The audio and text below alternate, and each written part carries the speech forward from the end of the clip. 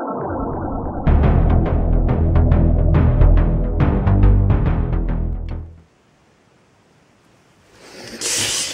guys, and welcome back to the finale of Class.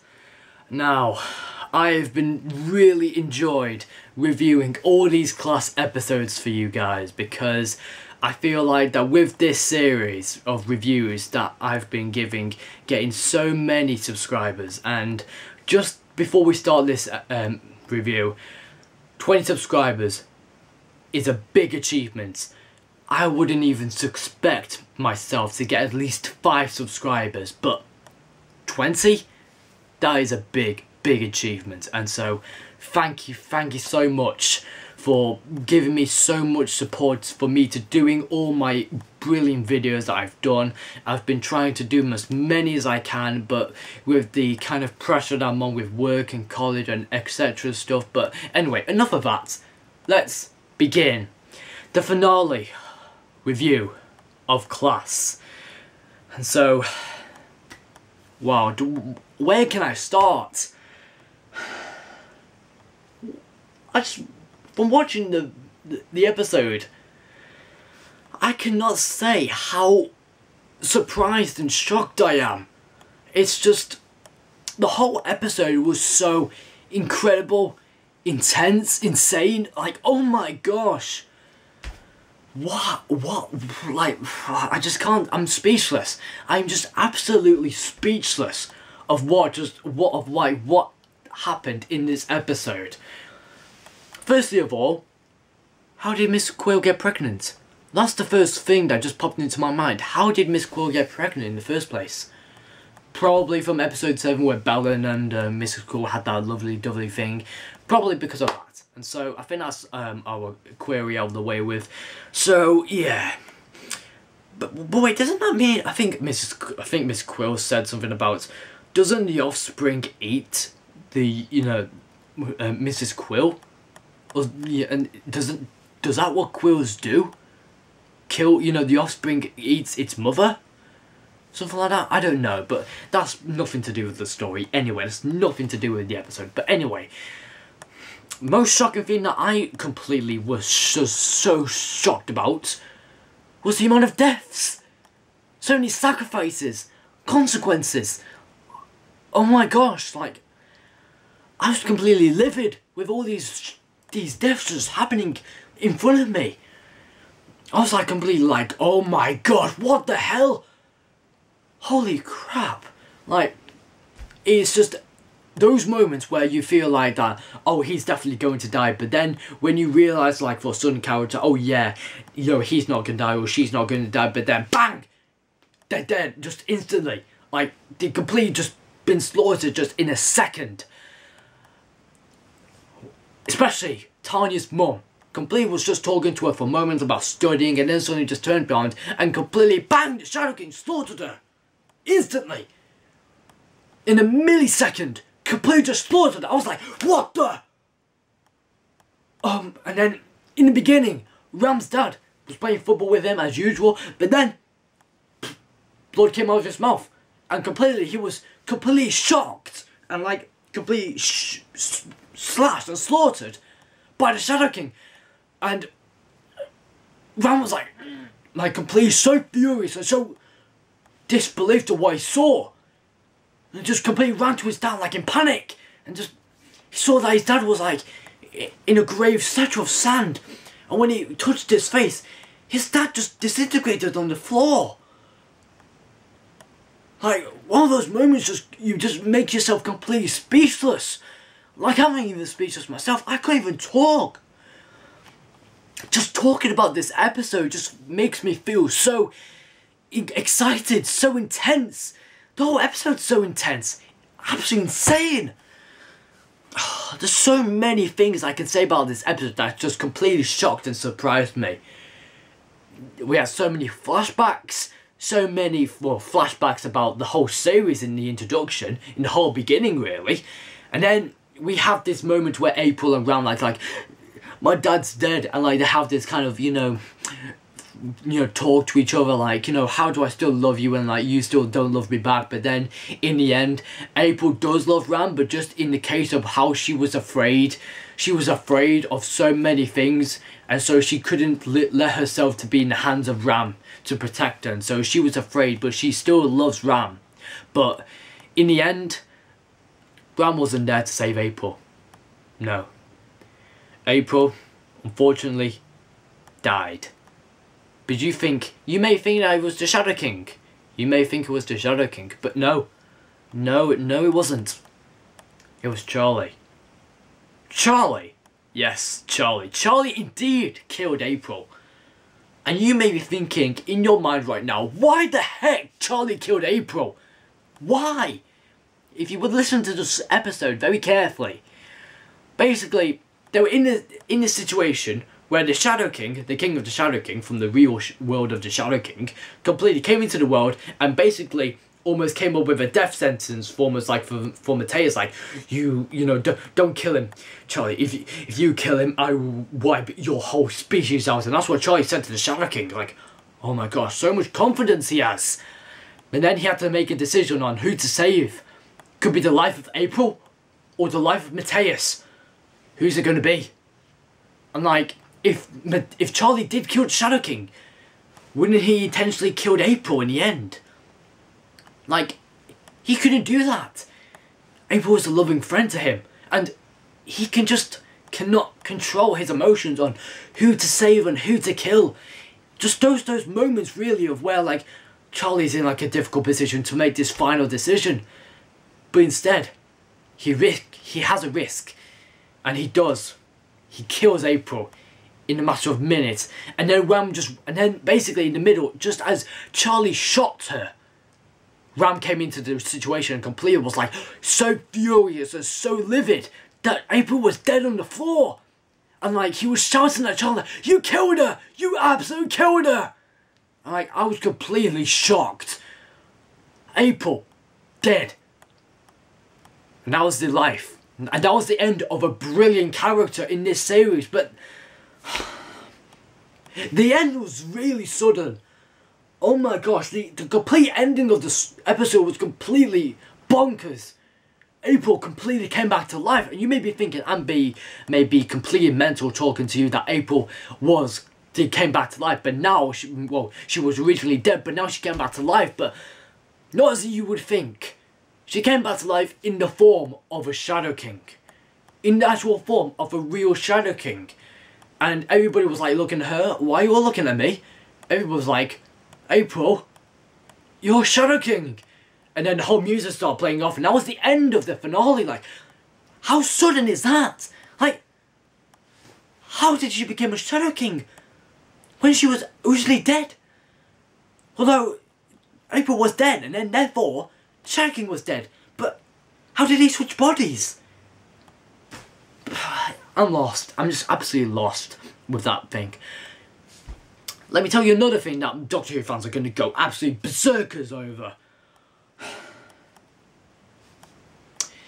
In the room where the headmistress went inside and completely saw this kind of big parliament place of all the governors, I thought the governors were a complete scandal. I thought they were just completely ordinary people that she went to, certain conferences, but instead they found them inside the school. And just these governors are way more than you expect. There's so much more to learn from these governors, and I'm down and I'm ready to know what they are, or like who are they? But that's going to have to wait to the next series. But they completely rejected her. They completely rejected the headmistress and what she was going to do, on how she was capable of taking care of her own. She had no positive vision for what the governors needed to do, and therefore she suffered the consequences. And in the blast, in the midst of the thinnest air, a weeping angel just appeared. Why? Like, why did a freaking weeping angel just appear in class? Specifically to Doctor Who, why should a weeping angel come back in class? Like, it pays no tribute to the episode whatsoever. Makes no sense. Or perhaps it could be something for series 2, but did it really have to be in the end? It would have been better if we had the Weeping Angel in series 2. But Weeping Angel had no place in that episode. Had no reason to be in that episode. What were they thinking of? Like, oh my gosh. They're really taking this Doctor Who thing seriously, stealing all their monsters and throwing them into their little spin-offs. Why? I don't get it. Why the Weeping Angels? It was a shock to see the Weeping Angels, but that doesn't make sense. How did the Weeping Angel come back into this thinnest air? Like, what was he doing there? Like, I have no idea what the Weeping Angels were even doing in that episode. As I said before, had no place in that episode.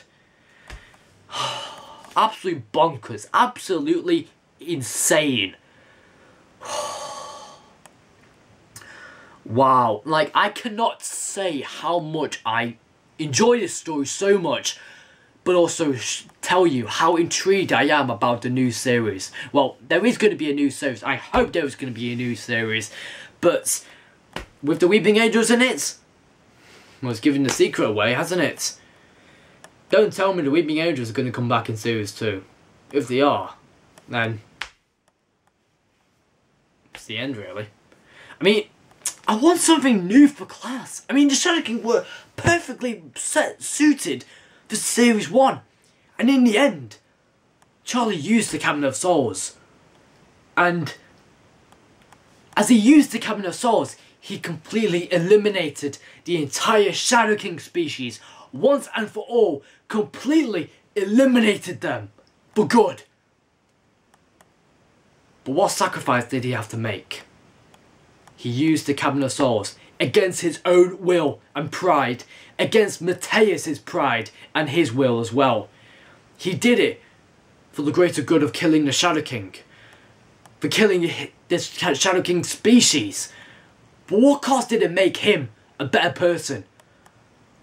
He made himself such of a person, like, I just can't believe that he just used the Cabinet of Souls. And from that moment he used it, we saw all of this, you know, sparkle of light of all the shadows going away, all of the Shadow King being annihilated and being destroyed, eliminated, being wiped from this universe. We kind of see that whoever uses the Cabinet of Souls will eventually die in the end for the person who activates it first. We all know that Charlie was going to die in the end, but instead, Quill just saved him. Out of the blue, completely saved him. I thought he was going to die. But then that little sparkle, when he was actually going to kill Charlie, actually just shot a ram. For a moment, I thought Ram was going to get killed instead.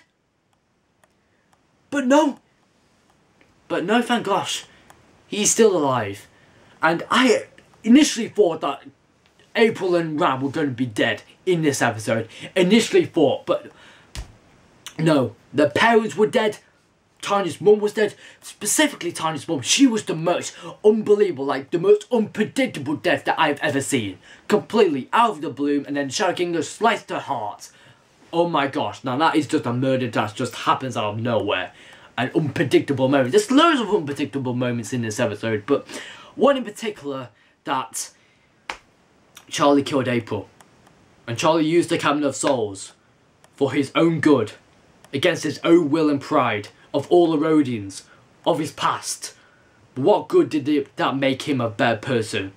He's lost his soul now. He's lost everything. His people, his past, even Matthias. He's now lost everything because of him using the Cabinet of Souls.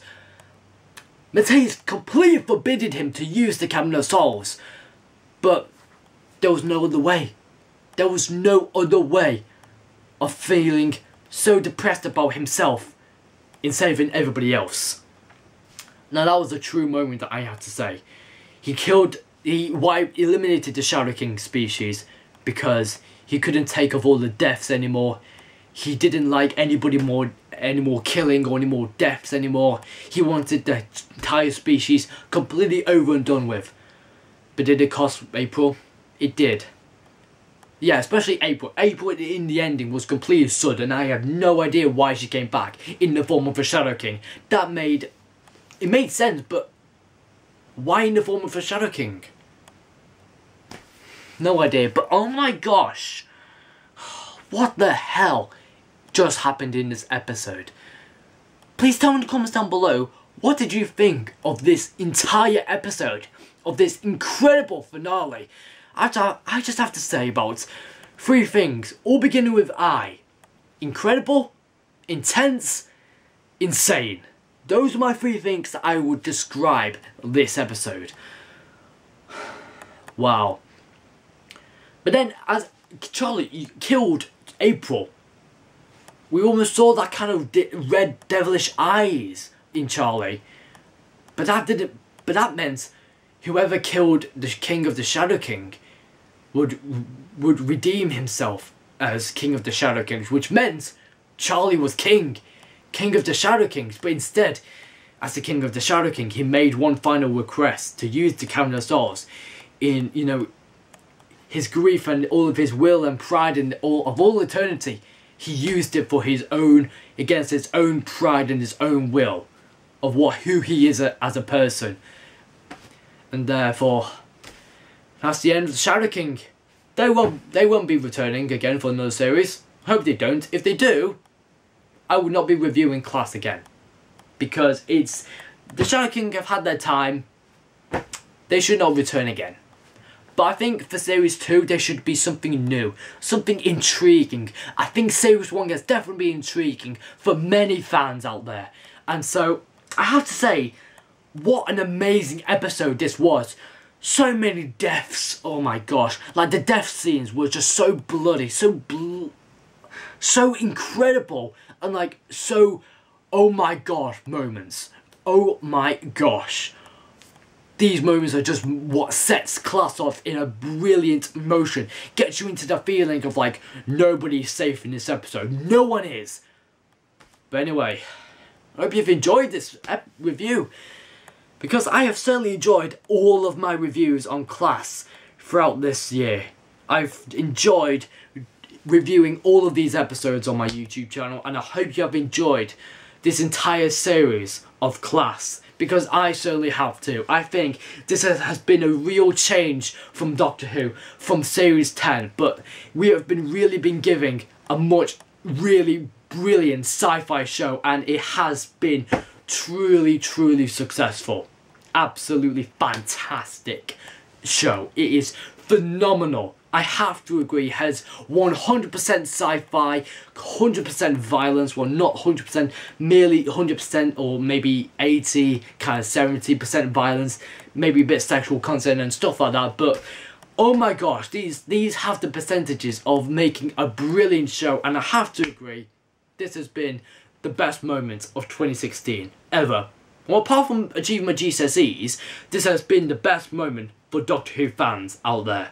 The best moments. Was well for Power of the Daleks, but the best moments of all time for Doctor Who fans, or many fans of Class. A big moment, the highlight of 2016. Well, I have to say, well anyway guys, I hope you've enjoyed this review. Please do give a like to this video, and also please do tell your friends about my Doctor Who marathon, which will be hopefully coming shortly soon with my upcoming reviews on all of my Doctor Who stories, which I will be reviewing for all of you out there. Now please do show some support by hitting that subscribe button down below if you're new to my channel, because I really want so many subscribers, but 20 is a brilliant achievement, and so I thank you again for your 100 supports for my channel. I wish you the best of luck, and I wish you the best of my videos to come to you. I just wish that I can improve my videos, and wish I can entertain you with all my Doctor Who stories and all my reviews. And so, thank you for watching for the finale review of Class. I hope you've enjoyed, and I'll see you guys next time. And thank you again for giving me 20 subscribers. Let's hope we can get that improved, maybe to 30 or 50 by the end of next year or something like that. I hope so. But anyway guys, thank you for watching, and I'll see you guys very soon. Have a good day.